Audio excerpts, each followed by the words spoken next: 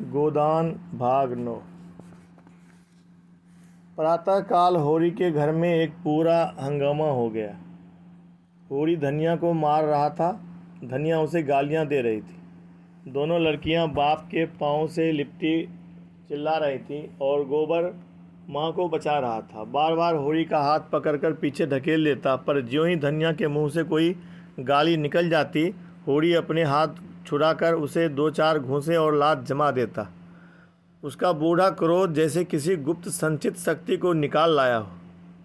सारे गांव में हलचल पड़ गई। लोग समझाने के बहाने तमाशा देखने जा पहुंचे।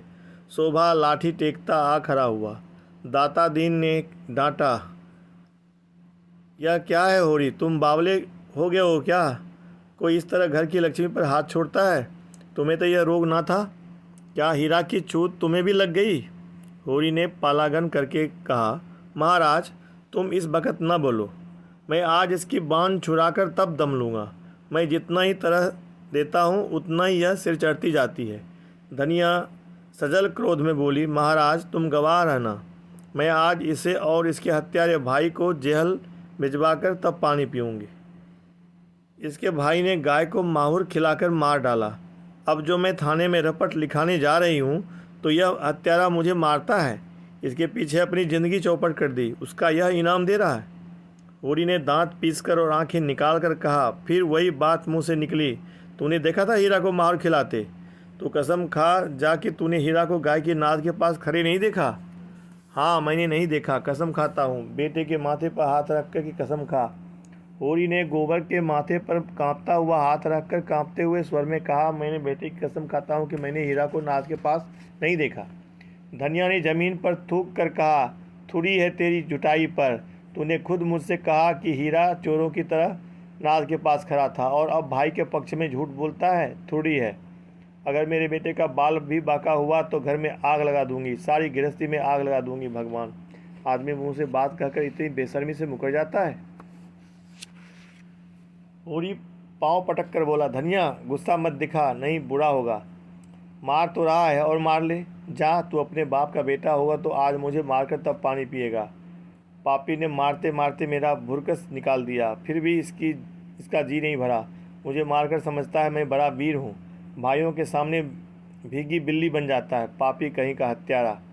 फिर वह बैन कराकर रोने लगी।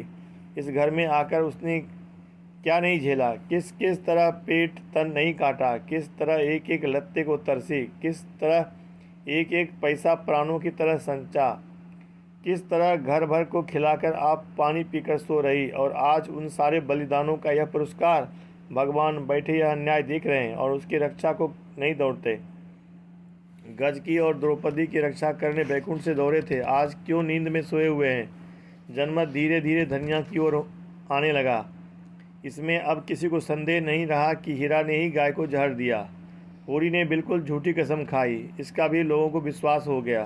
गोबर को भी बाप की इस झूठी कसम और उसके फलस्वरूप आने वाली विपत्ति की शंका ने होरी के विरुद्ध कर दिया। उस पर जो दातादीन ने डांट बताई तो होरी परास्त हो गया, चुपके से बाहर चला गया। सत्य ने विजय पाई।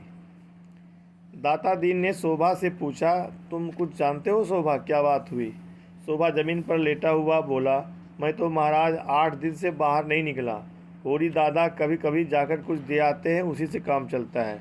रात भी वो मेरे पास गए थे, किसने क्या किया मैं कुछ नहीं जानता। हाँ, कल सांझ को हीरा मेरे घर खुरपी मांगने गया था, कहता था कि एक जरी खोदना है। फिर तब से मेरी उससे भेंट नहीं हुई। धनिया इतनी सह पाकर बोली, पंडित दादा यह उसी काम है, शोभा के घर से खुरपी मांग कर लाया है और कोई जरी खोदकर गाय को खिला दी। उस रात को जो झगड़ा हुआ था उसी दिन से वह खार खाए बैठा था। दातादीन बोले, यह बात साबित हो गई तो उसे हत्या लगेगी। पुलिस कुछ करे या न करे, धर्म तो बिना दंड दिए न रहेगा। चली तो जा रुपया, हीरा को बुला ला, कहना पंडित दादा बुला रहे हैं। अगर उसने हत्या नहीं की है तो गंगा जली उठा ले और चौरे पर चढ़कर कसम खाए। धनिया बोली, महाराज उसके कसम का भरोसा नहीं, चटपट खा लेगा। जब इसने झूठी कसम खा ली तो बड़ा धर्मात्मा बनता है, तो हीरा का क्या विश्वास। अब गोबर बोला, खा ले झूठी कसम, वंश का अंत हो जाए, बूढ़े जीते रहे, जवान जीकर क्या करेंगे। रूपा एक क्षण में आकर बोली, काका घर में नहीं है। पंडित दादा।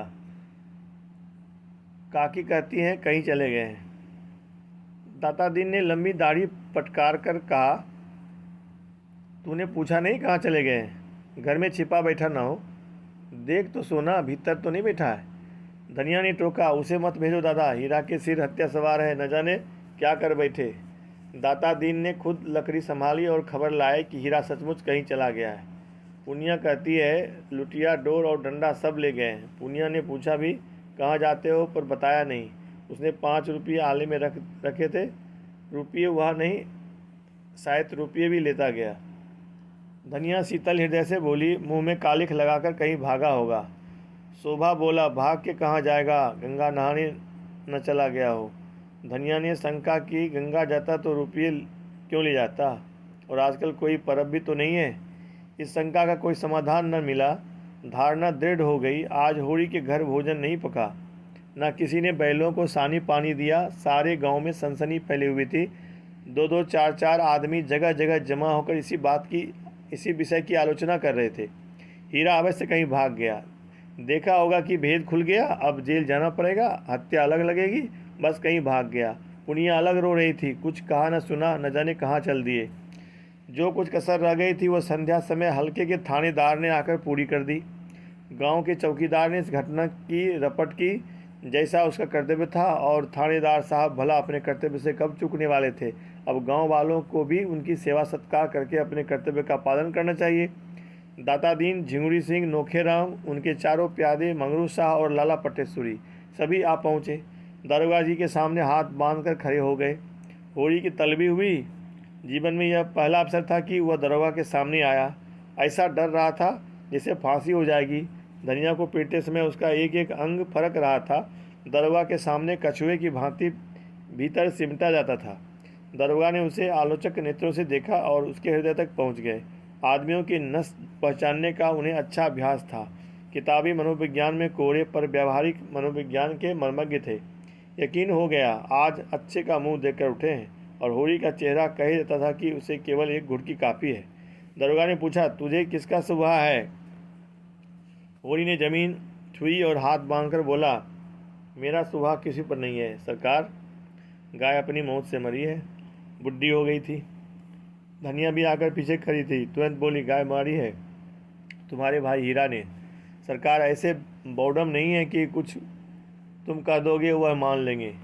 यहाँ जांच तहकीकात करने आए हैं। दरोगा जी ने पूछा, यह कौन औरत है?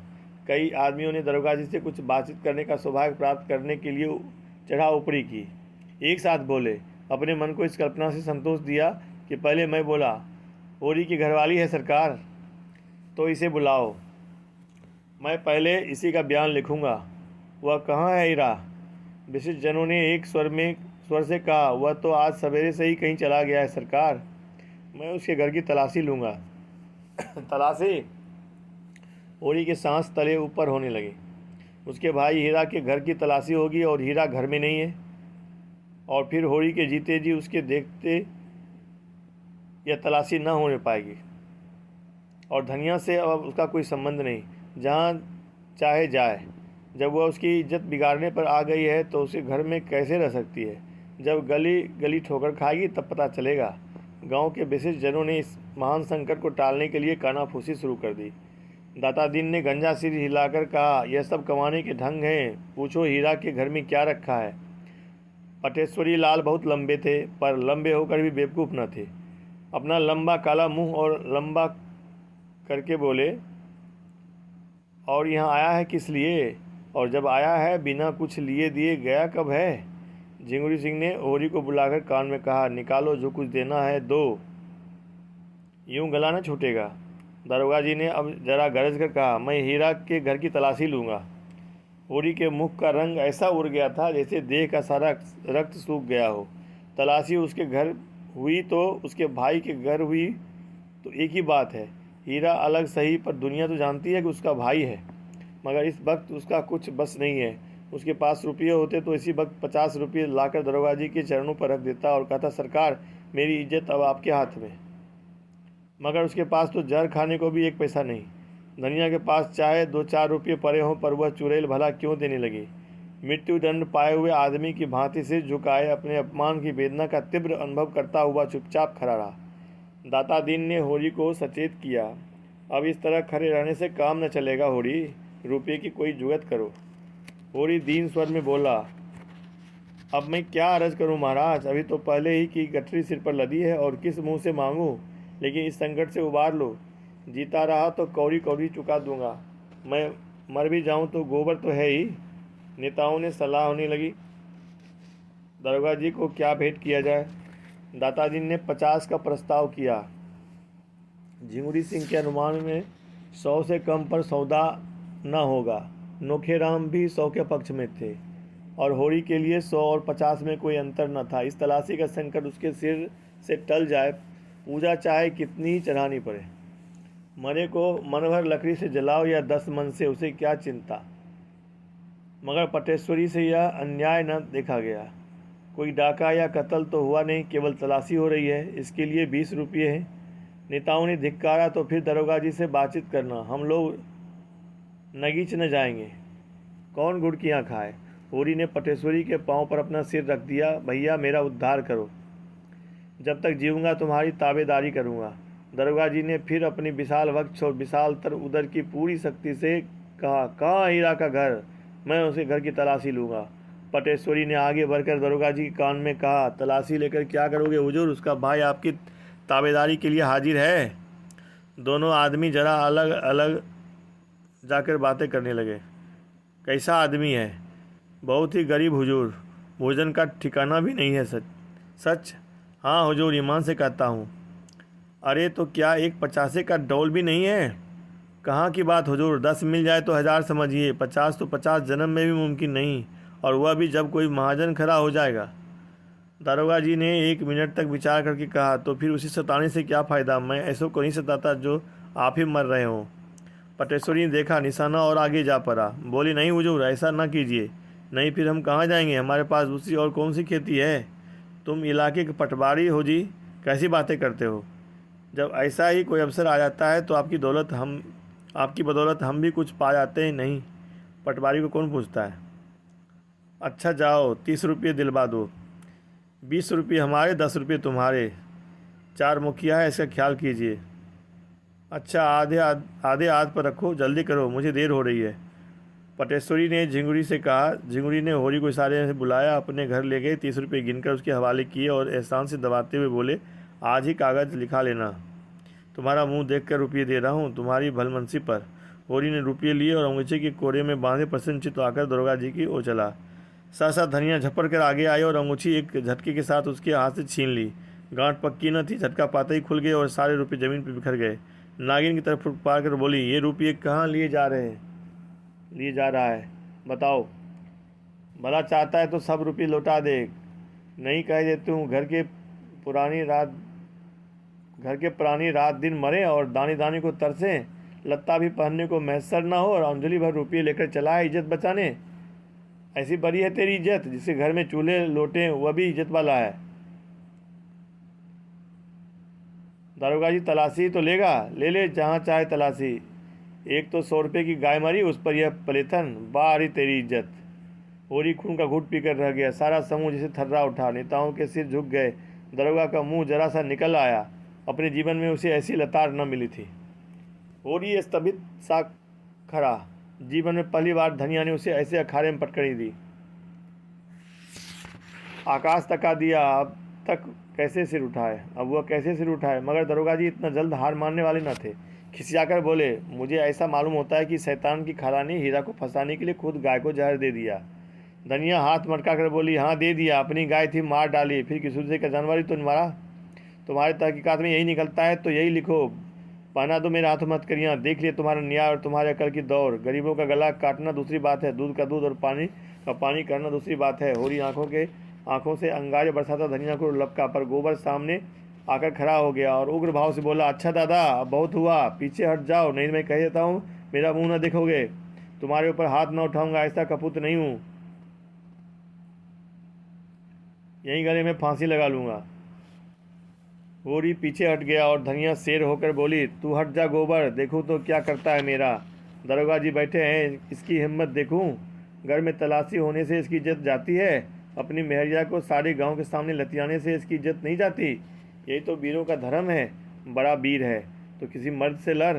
इसकी बाँह पकड़ कर लाया, उसे मारकर बहादुर न कहलाएगा। तू समझता होगा मैं इसे रोटी कपड़ा देता हूँ। आज से अपना घर संभाल। देख तो इसी गांव में तेरी छाती पर मुंह उधलकर रहती हूँ कि नहीं। उससे अच्छा खाऊं पहनूंगी, इच्छा हो देख ले। होरी परास्त हो गया। उसे ज्ञात हुआ स्त्री के सामने पुरुष कितना निर्मल, कितना निरुपाय है। नेताओं ने रुपये चुनकर उठा लिए थे और दरोगा जी को वहाँ से चलने का इशारा कर रहे थे। धनिया ने एक ठोकर और जमाई, जिसके रुपये हों ले जाकर उसे दे दो। हमें किसी से उधार नहीं लेना है और जो देना है उसी से लेना। मैं दमड़ी भी न दूंगी, चाहे मुझे हाकिम के इजलास तक ही चढ़ना न पड़े। हम बाकी चुकाने को 25 रुपये मांगते थे, किसी ने न दिया। आज अंजलि भर रुपये ठनाठन निकाल के दिए। मैं सब जानती हूँ, यहाँ तो बाँट बखरा होने वाला था। सभी के मुंह मीठे होते। ये हत्यारे गांव के मुखिया हैं, गरीबों का खून चूसने वाले। सूद ब्याज, डेढ़ी सवाई, नजर नजराना, घूस घास, जैसे भी हो गरीबों को लूटो। उस पर सुराज चाहिए। जेल जाने से सुराज न मिलेगा, धर्म से, न्याय से मिलेगा। नेताओं के मुंह में कालिक सी लगी हुई थी। दरोगा जी के मुंह पर झाड़ू सी फिरी हुई थी। इज्जत बचाने के लिए हीरा के घर की ओर चले। रास्ते में दरोगा ने स्वीकार किया, औरत है बड़ी दिलेर। पटेश्वरी बोले, दिलेर है हुजूर, करकसा है। ऐसी औरत को तो गोली मार दे। तुम लोगों का काफिया तंग कर दिया उसने। 4 तो मिलते ही हुजूर के भी तो 15 रुपये गए। मेरे कहाँ जा सकते हैं? वह न देगा, गांव के मुखिया देंगे, और 15 रुपये की जगह पूरे 50 रुपये।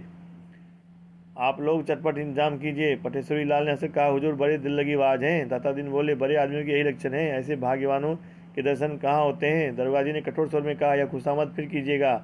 इस वक्त तो मुझे 50 रुपये दिलवाइए नगद, और यह समझ लो कि आनाकानी की तो मैं तुम चारों के घर की तलाशी लूँगा। बहुत मुमकिन है तुमने हीरा और होरी को फंसाकर उनसे 150 ऐंठने के लिए पाखंड रचा हो। नेतागण भी अभी तक यही समझ रहे थे कि दरोगा जी विनोद कर रहे हैं। झिंगुरी सिंह ने आंखें मार कर, निकालो 50 रुपये पटवारी साहब। नोखेराम ने उनका समर्थन किया। पटवारी साहब का इलाका है, उन्हें जरूर आपकी खातिर करनी चाहिए। पंडित नोखेराम जी की चौपाल आ गई। दरोगा जी एक चारपाई पर बैठ गए और बोले, तुम लोगों ने क्या निश्चय किया? रुपये निकालते हुए तलाशी करवाते हो? दादा दीन ने आपत्ति की, मगर हुजूर मैं अगर मगर कुछ नहीं सुनना चाहता। झिंगुरी सिंह ने साहस किया, सरकार यह तो सरासर, मैं 15 मिनट का समय देता हूँ। अगर इतनी देर में पूरे 50 रुपये ना आए तो तुम चारों के घर की तलाशी होगी। और गंडा सिंह को जानते हो, उसका मारा पानी भी नहीं मांगता। पटेश्वरी लाल ने तेज स्वर से कहा, आपको अख्तियार है, तलाशी ले लें, यह अच्छी दिलगी है। काम कौन करे, पकड़ा कौन जाए। मैंने 25 साल थानेदार की है, जानते हो, लेकिन ऐसा अंधेर कभी नहीं हुआ। तुमने अभी अंधेर नहीं देखा, कहो तो वह भी दिखा दूँ। एक एक को 5-5 साल के लिए भिजवा दूँ। यह मेरे बाएं हाथ का खेल है। डाके में सारे गांव को काले पानी भिजवा सकता हूँ। इस धोखे में न रहना।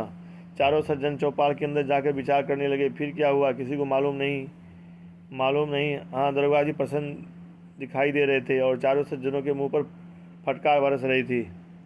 दरोगा जी घोड़े पर सवार होकर चले और चारों नेता दौड़ रहे थे। घोड़ा दूर निकल गया तो चारों सज्जन लौटे। इस तरह मानो किसी परिजन का संस्कार करके स्मशान से लौट रहे हों। सहसा दत्ता दिन बोले, मेरा शराब न पड़े तो मुंह न दिखाऊं। नोखेराम ने समर्थन किया, ऐसा धन कभी फलते नहीं देखा। पटेश्वरी ने भविष्यवाणी की, हराम कमाई हराम में जाएगी। झिंगुरी सिंह को आज ईश्वर की न्यायपरता में संदेह हो गया था। भगवान न जाने कहाँ की यह अंधेर देखकर भी पापियों को दंड नहीं देते। इस वक्त इन सज्जनों की तस्वीर खींचने लायक थी।